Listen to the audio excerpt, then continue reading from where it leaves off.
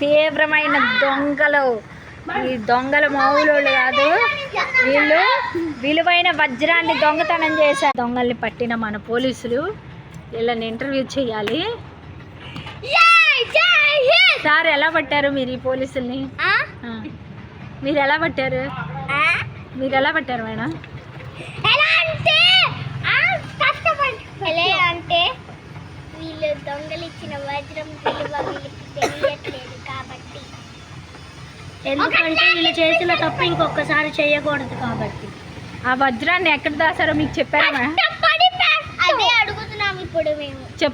చెప్తారా మీరు వజ్రం ఎక్కడ దాసారో? మరి మిమ్మల్ని కొట్టేస్తామంటున్నారు,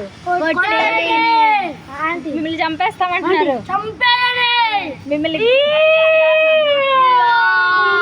వీళ్ళైతే చాలా తీవ్రంగా ఉన్నారు. వీళ్ళు అసలు చెప్పట్లేదు.